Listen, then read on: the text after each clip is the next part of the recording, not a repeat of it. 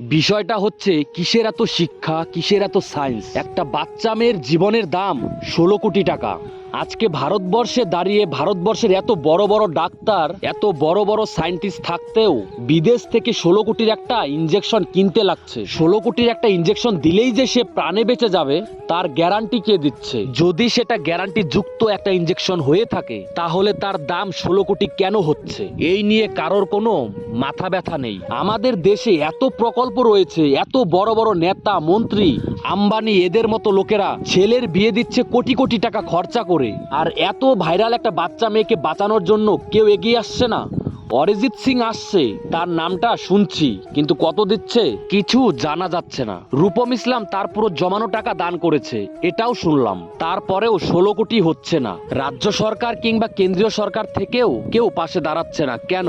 হয়তো একটা বাচ্চার জন্য কারো মাথা ব্যথা নেই। যদি সরকার পাশে দাঁড়ায় তাহলে হয়তো হাজারখানা বাচ্চা এরকম বেরিয়ে যাবে, তাদের পাশেও দাঁড়াতে হবে। সেই ভয়ে হয়তো তারা পিছুপা হচ্ছে। লক্ষ্মীর ভান্ডার নিয়ে যাদের মাথা ব্যথা নেই, আর যারা লক্ষ্মীর ভান্ডার পাচ্ছে তারা অন্তত পক্ষে দান করুন 1 মাসের টাকা। হয়তো 16 কোটি টাকা একদিনে উঠে আসবে, একটা বাচ্চার জীবন বেঁচে যাবে। এখানে রাজনীতি করছি না, একটা বাচ্চার জীবন বাঁচাতে বলছি। লক্ষ্মীর ভান্ডার হয় অ্যাকচুয়াল দরকারের জন্যে, আর এক লক্ষ্মীকে বাঁচাতে লক্ষ্মীর ভান্ডার ভাঙতেই হবে। আপনারা সবাই পাশে থাকুন।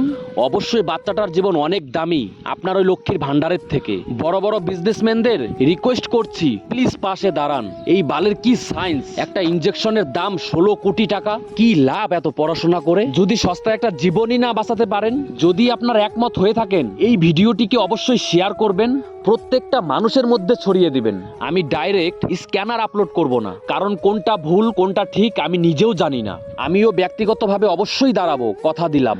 আপনারা এই ভিডিওটিকে অবশ্যই শেয়ার করবেন, প্রত্যেকটা মানুষের মধ্যে ছড়িয়ে দেবেন, সরকারের দৃষ্টি আকর্ষণ করবেন এবং বড় বড় সায়েন্টিস্টদের দৃষ্টি আকর্ষণ করবেন। অস্মিকা নিজে থেকে উঠে বসতে পারে না, হামাগুড়ি দিতে পারে না, এমনকি বাবা মায়ের হাত ধরে টলমল করে উঠে দাঁড়ানোর ক্ষমতাটুকুও নেই অস্মিকার। অস্মিকার বাবা শুভঙ্কর দাস এই মুহূর্তে মেয়েকে বাঁচানোর জন্য সর্বশান্ত। আপনারা এই ভিডিওটিকে অবশ্যই শেয়ার করবেন এবং প্রত্যেকটা মানুষের মধ্যে ছড়িয়ে দিবেন। Thank you.